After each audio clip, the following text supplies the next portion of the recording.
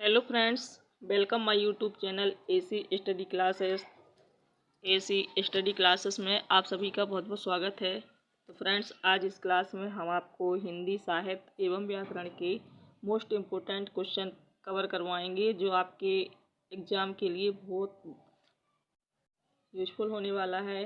अगर वीडियो के अंत में अगर आपको ये वीडियो अच्छा लगे तो प्लीज़ लाइक ज़रूर कर दीजिए, और अगर आप हमारे चैनल पर नए हैं तो चैनल को सब्सक्राइब भी कर लीजिए। तो चलिए शुरू करते हैं। क्वेश्चन दिया गया है कि आचार्य मम्मट ने काव्य गुण माने हैं।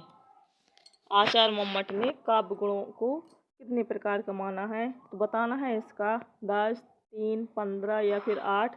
तो इसमें हमारा आंसर हो जाएगा 3। इसमें बी ऑप्शन सही हो जाएगा।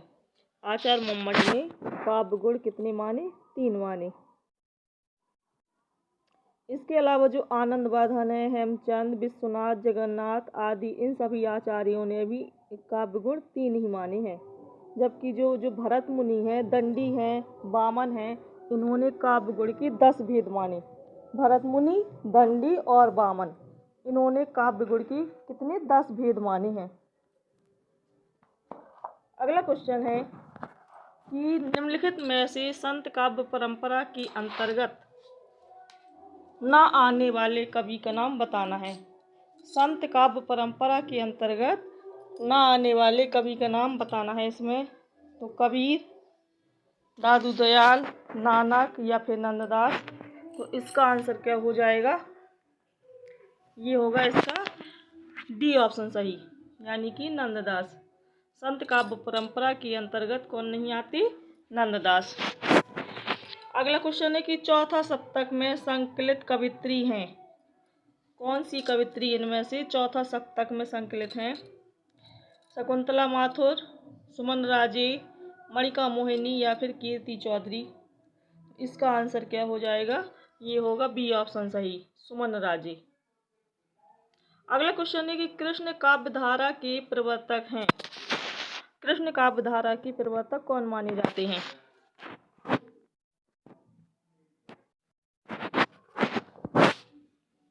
कृष्ण काव्य धारा के प्रवर्तक हैं कौन है? सूरदास, स्वामी वल्लभाचार्य, नाभादास या फिर चैतन्य महाप्रभु। तो इसका राइट आंसर क्या हो जाएगा? इसका जो आंसर होगा ये होगा डी ऑप्शन, यानी चैतन्य महाप्रभु। अगला क्वेश्चन है कि अष्टछाप के प्रमुख कवि नंददास किसके शिष्य थे? अष्टछाप के जो प्रमुख कवि थे नंददास, ये किसके शिष्य थे बताना है। वल्लभाचार्य के, विठलनाथ के, रामानंद के या फिर निम्बकाचार्य के। इसका सही आंसर क्या हो जाएगा? तो ये होगा विठलनाथ। अष्टछाप के प्रमुख कवि नंददास किसके शिष्य थे? तो ये थे विठलनाथ के, यानी इसमें बी ऑप्शन सही हो जाएगा। अगला क्वेश्चन है कि निम्नांकित में से कौन सा काव्य ग्रंथ नहीं है? इनमें से कौन सा काव्य ग्रंथ नहीं है? वैदेही वनवास, पथिक, रसग्रंजन या फिर भारत भारती। तो इसका आंसर हो जाएगा सी ऑप्शन। कौन सा काव्य ग्रंथ नहीं है? तो ये रसग्रंजन नहीं है। अगला क्वेश्चन है कि बिनु पग चले, सुने बिनु काना, कर बिनु कर्म, करे विधि नाना। बिनु पग चले, सुने बिनु काना, कर बिनु कर्म, करे विधि नाना। इसमें कौन सा अलंकार है? अलंकार बताना है। विभावना, विशेषोक्ति, असंगति या फिर दृष्टांत।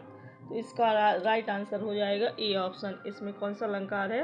ये है विभावना अलंकार। अगला क्वेश्चन है,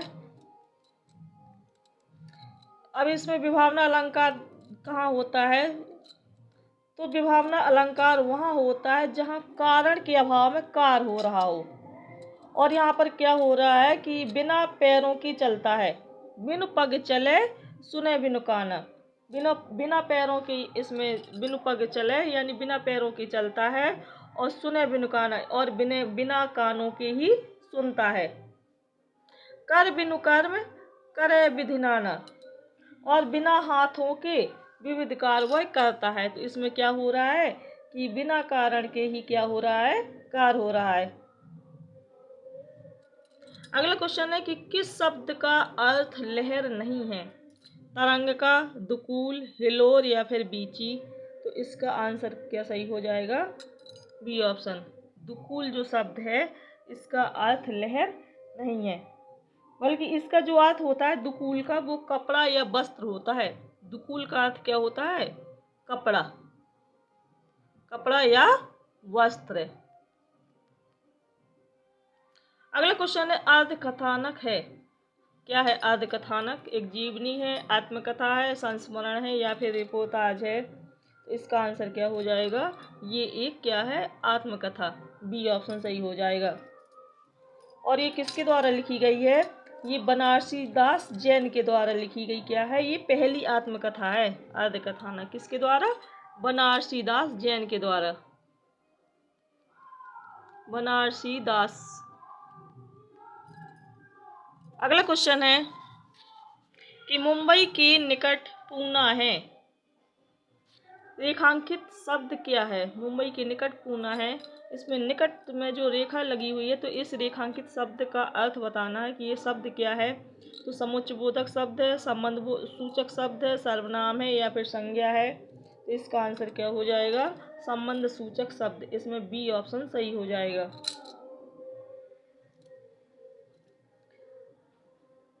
जो इसमें क्या है कि मुंबई और पूना के बीच में क्या कर रहा है? ये एक संबंध को बता रहा है। किसके बीच में? मुंबई और पूना के बीच में। इसलिए क्या है? एक संबंध सूचक शब्द है।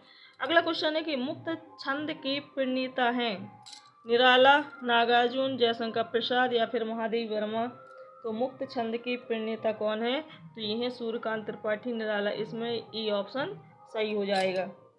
अगला क्वेश्चन है कि भारत में हिंदी को संविधान की किस धारा के अंतर्गत राजभाषा घोषित किया गया? भारत में हिंदी को किस संविधान के अंतर्गत कौन सी भाषा? राजभाषा घोषित किया गया है। तो इसमें ऑप्शन दिया गया है धारा 343, धारा 343(1), 343(2), 333(3) या फिर 334(1)। इसका आंसर क्या हो जाएगा सही? इसमें बताना है। तो इसमें ए ऑप्शन सही हो जाएगा 343(1) के अनुसार। 343(1) यानी 343 क्या धारा है और अध्याय 1 है और इसमें भाग 17। किसके अनुसार? भाग इसमें कितना है? 17। भाग 17 के अनुसार इसको क्या किया गया? हिंदी को राजभाषा घोषित किया गया।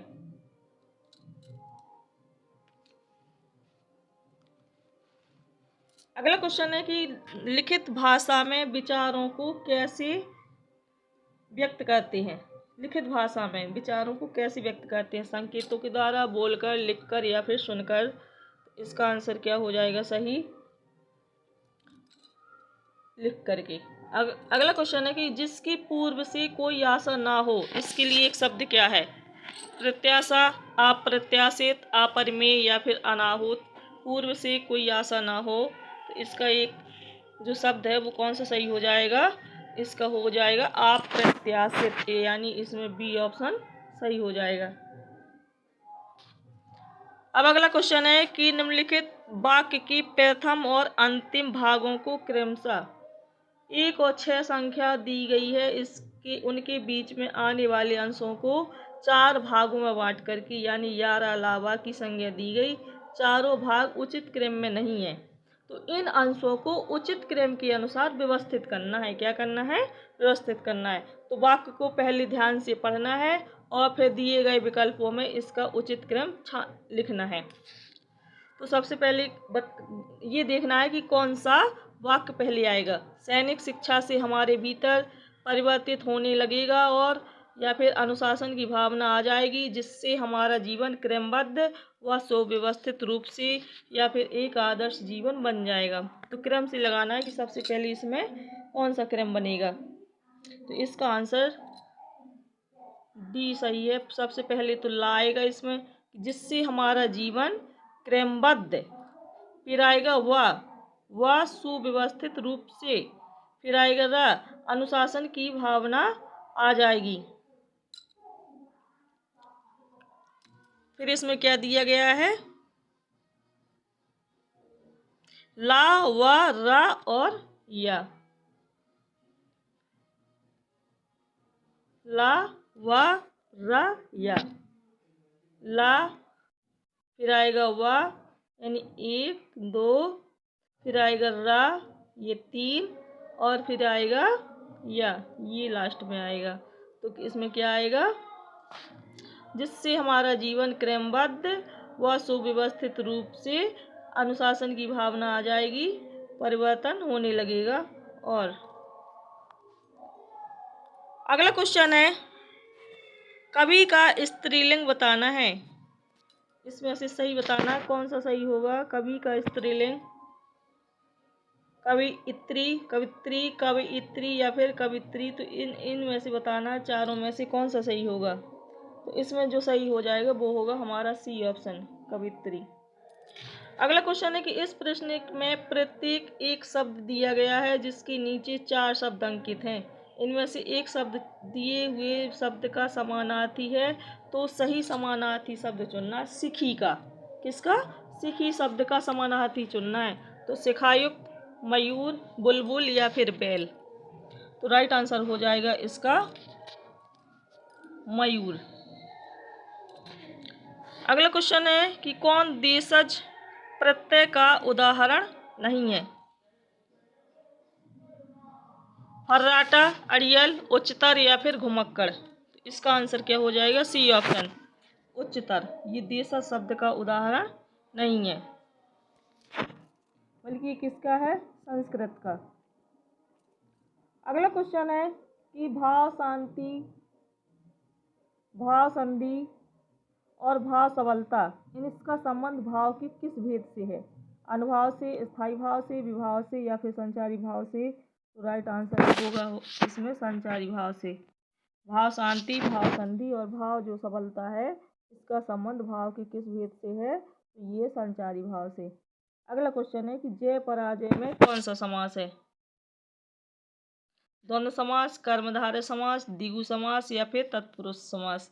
तो जय पराजय में कौन सा समास है, तो ये है इसमें द्वंद्व समास। इसमें यानी इसमें ए ऑप्शन सही हो जाएगा। अगला क्वेश्चन है,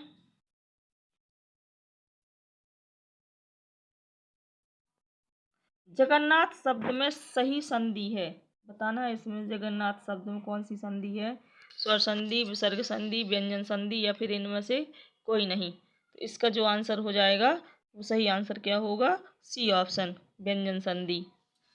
जगत प्लस नाश अगर हम विच्छेद करेंगे तो क्या आएगा, जगत प्लस नाथ।